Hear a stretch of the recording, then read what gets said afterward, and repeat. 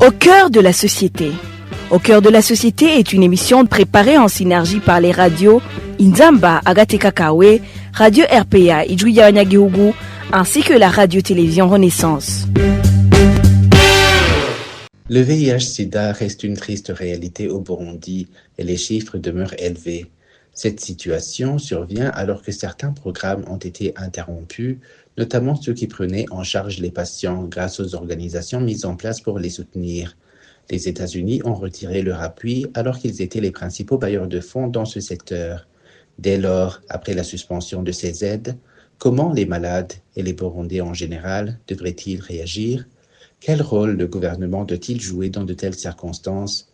Ce sont là les questions auxquelles cette émission, au cœur de la société d'aujourd'hui, apportera des réponses approfondies. Cette émission vous est présentée par Pierre Gahungu. Soyez les bienvenus.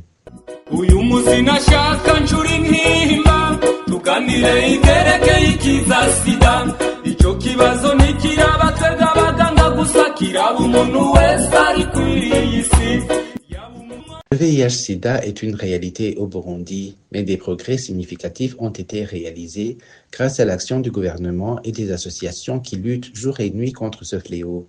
Ce qui inquiète aujourd'hui la population et ses organisations, ce sont des pays comme les États-Unis d'Amérique qui ont suspendu les financements alloués à la lutte contre le VIH-Sida. Le point avec Désiré Hatungimana. Le Burundi figure parmi les pays africains qui font des efforts remarquables dans la lutte contre le VIH-Sida. Selon ONU-SIDA, le Burundi a déjà atteint les objectifs de cette organisation 95-95-95, c'est-à-dire 95% des personnes vivant avec le VIH connaissent leur statut, 95% des personnes séropositives sont sous traitement et 85% des personnes sous traitement ont une charge virale indétectable. Même si les choses sont ainsi, le combat est loin d'être fini parce qu'il y a des personnes qui se comportent comme si le sida est vaincu. Selon la ministre de la Santé et de lutte contre le sida, Ludine Nebaradahana, 30% des nouveaux cas contaminés sont des jeunes qui ont entre 15 ans et 25 ans. Le degré de contamination des filles et femmes avec plusieurs partenaires est de 31% et celui des personnes qui prennent des drogues à l'aide des injections est de 10%, ce qui occasionne de nouveaux cas.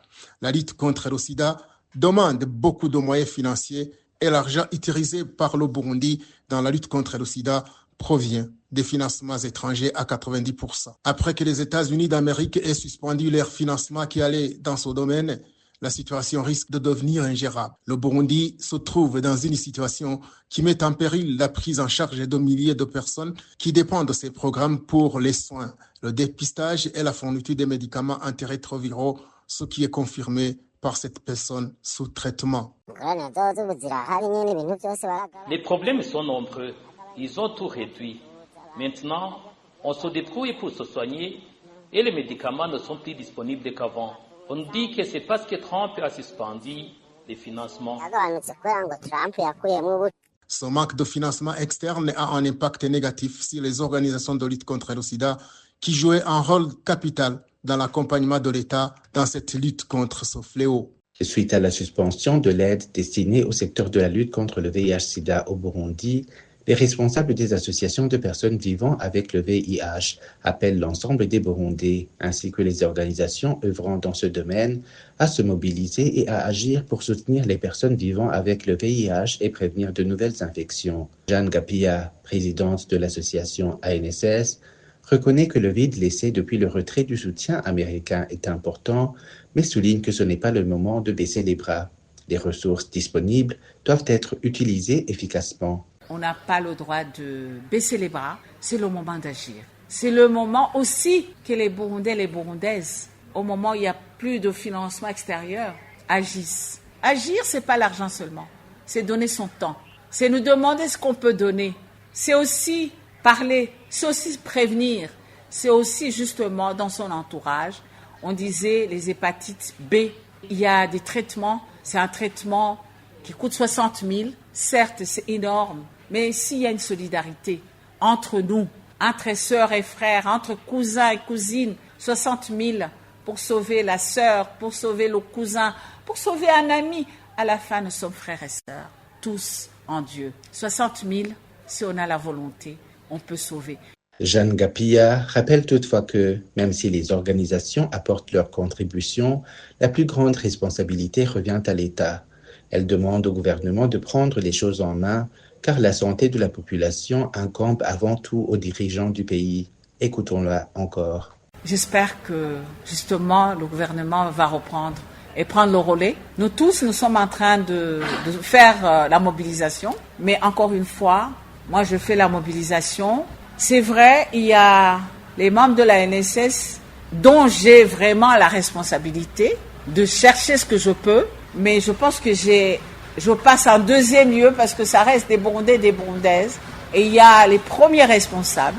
Moi aussi, je donne ma part, mais ce serait bien que nous ayons aussi encore les tests de dépistage pour garder les autotests. Et la NSS s'y implique pour trouver ces financements. Mais la NSS, si c'est que la NSS, ça ne pourra pas sauver ce pays.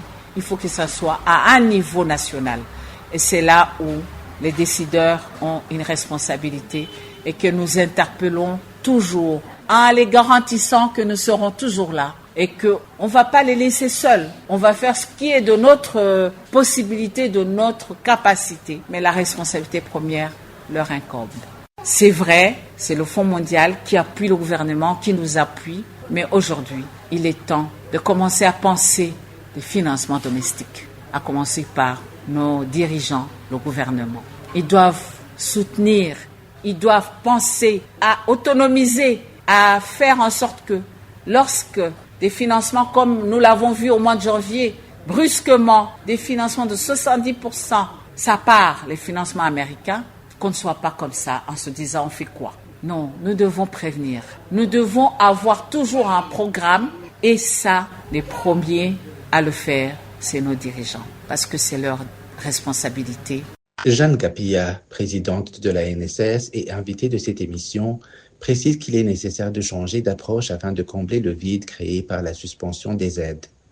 Et c'est sur ces mots que nous clôturons cette émission. Merci à vous tous qui nous avez suivis. Je suis Pierre Garongou, votre présentateur, et je vous dis à la prochaine. C'était l'émission Au cœur de la société.